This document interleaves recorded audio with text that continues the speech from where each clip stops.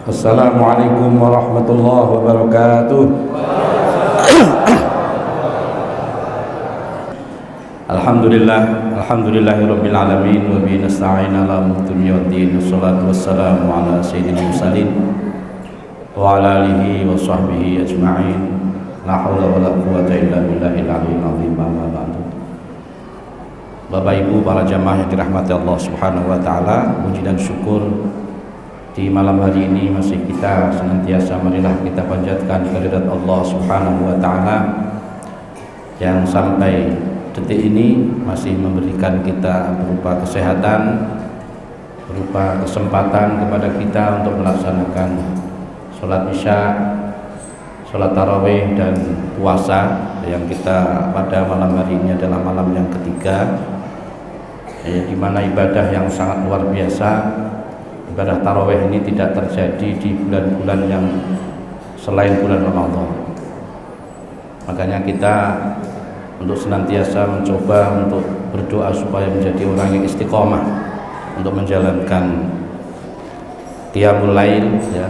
Jadi ibadah sholat tarawih ini sebelumnya disebut dengan qiyamul lail, di mana Rasulullah SAW mendapat perintah puasa pada tahun kedua setelah hijrahnya Rasulullah ke Madinah.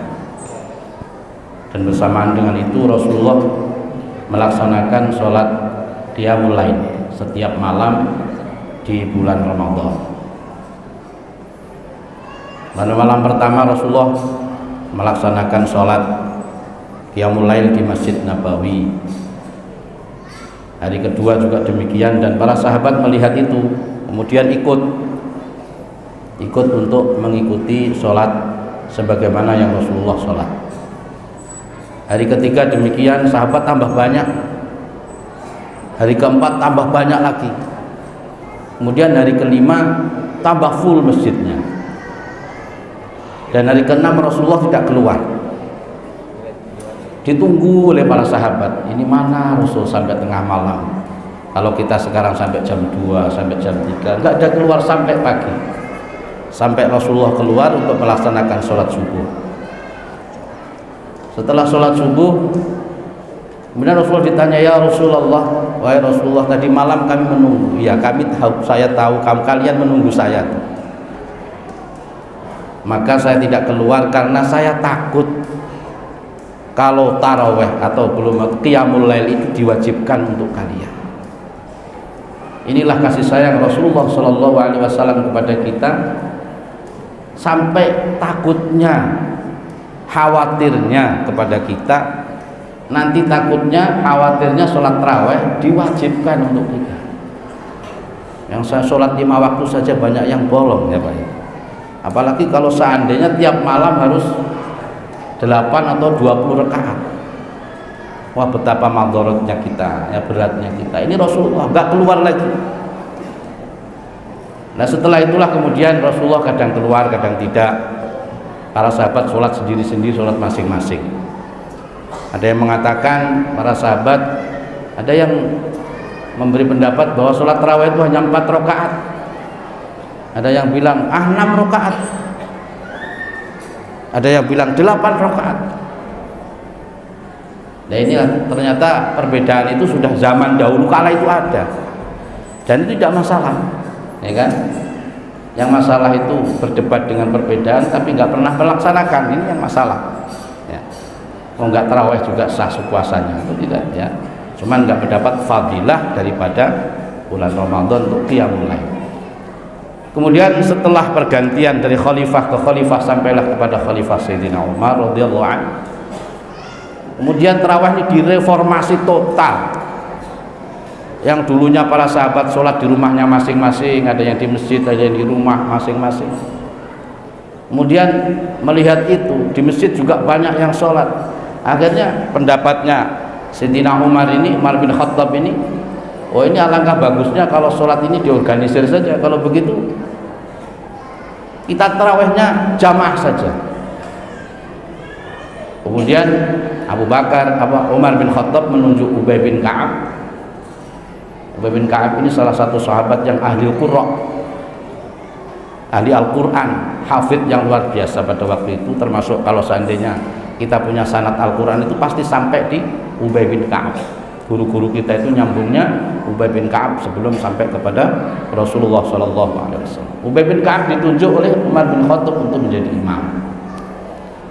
Nah, mulai dari situlah kemudian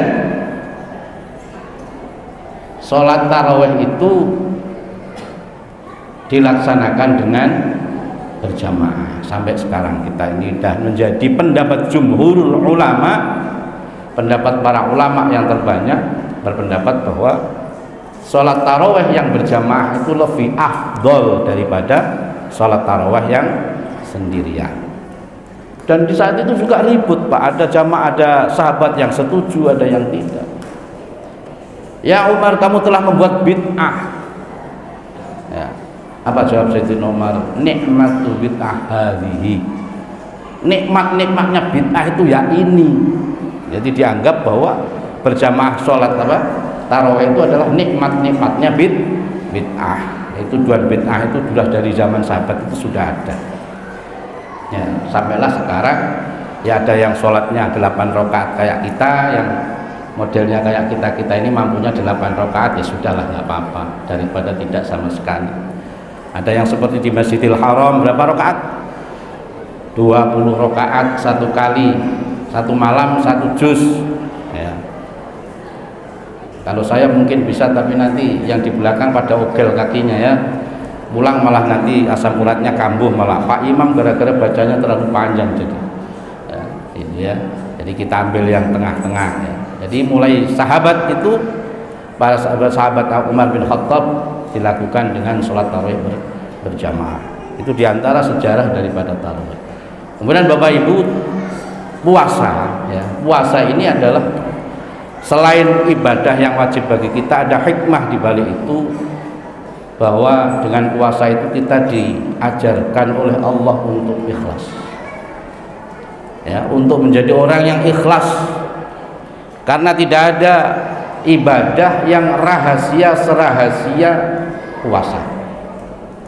Yang tahu hanya diri kita dengan Allah Subhanahu wa ta'ala.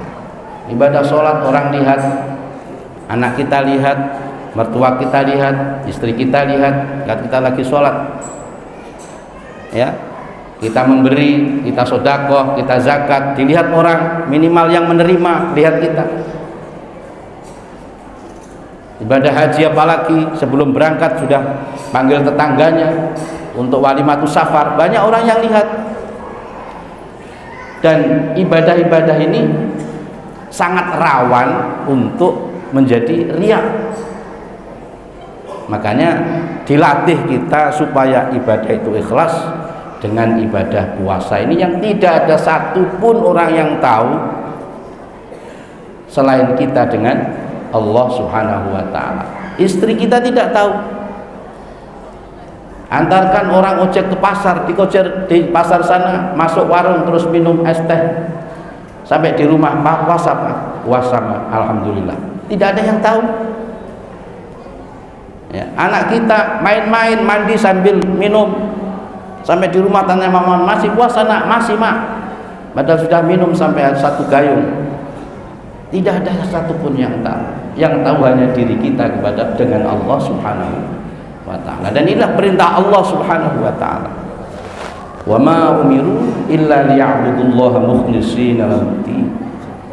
Dan tidak diperintahkan kalian beribadah kepada Allah kecuali dengan ibadah yang ikhlas karena Allah Subhanahu wa ta'ala. Saya akan mengutip sedikit apa yang disampaikan Imam Al-Ghazali. Beliau mengatakan bahwa kullun nasi mautun illal alimu. Setiap manusia itu dianggap mati kecuali orang-orang yang punya ilmu. Kenapa orang yang tidak punya ilmu itu dianggap mati? Karena al-ilmu nurun, ilmu itu cahaya. Kalau listrik gak ada cahaya berarti lampunya mati. Di atas saya ini mati lampunya, padam karena nggak ada sinarnya. Di nurun itu cahaya, nggak ada cahayanya. Ya, orang kalau nggak punya ilmu dianggap bahwa kita ini orang mati, nggak ada cahayanya. Ya, karena kita bisa melihat itu dengan apa? Dengan mata, betul. Tapi mata kita kalau nggak ada cahaya bisa melihat atau tidak? Tidak akan bisa melihat. Ya, maka dengan ilmu hidup menjadi mudah, dengan seni hidup menjadi indah, dengan agama hidup menjadi terarah. Kalau nggak ada seni nggak indah, ya. Tapi nggak ada ilmu sulit. Kita nggak membayangkan dulu kita bisa bicara dengan mama kita, bapak kita yang di Jawa sana, di Makassar sana, di Ternate sana, di dalam kamar kita. Karena ilmu terciptalah satu alat yang bisa komunikasi kita di dalam rumah orang tua kita di kampung sana, bisa ngomong, bahkan sekarang bisa lihat mukanya. Ini karena ilmu menjadi mudah. Maka ilmu ini penting. Disinilah sehingga anak-anak kita harus dibekali dengan ilmu supaya mereka tidak menjadi manusia-manusia yang mati tanpa ilmunya. Dilanjutkan, wal alimuna mauta illal amilun. Dan orang-orang yang punya ilmu itu dianggap tidur, ya, dianggap tidur kecuali orang-orang yang mengamalkan ilmu-ilmunya. Wal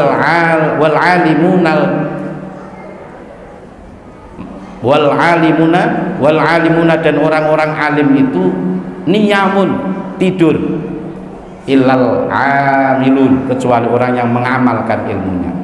Orang yang alim, orang yang pintar ini kalau dianggap orang sedang tidur karena nggak mengamalkan ilmunya. Demikian yang terakhir, wal amiluna, dan orang-orang yang punya ilmu itu muktarun illal mukhlisun, dia tertipu kecuali orang-orang yang ikhlas karena Allah Subhanahu wa taala. Orang mengamalkan ilmu, mengamalkan apa yang kita amalkan ikhlas karena Allah. Kalau tidak maka kita menjadi manusia yang tertipu, seakan-akan amal kita banyak, seakan kita sholat kita sudah sholat sunnahnya sampai capek, ya, tetapi karena tidak karena Allah, tidak ikhlas, kita tertipu dengan bayangan-bayangan apa yang kita lakukan. Demikian puasa kita ini dilatih untuk menjadi orang yang ikhlas karena Allah Subhanahu wa taala. Mudah-mudahan kita menjadi manusia-manusia yang apa yang kita lakukan tidak ada demi apapun kecuali demi Allah Subhanahu wa taala, kecuali demi kita mencari ridhonya Allah Subhanahu wa taala. Demikian, wa'alafu minkum, wassalamualaikum warahmatullahi wabarakatuh.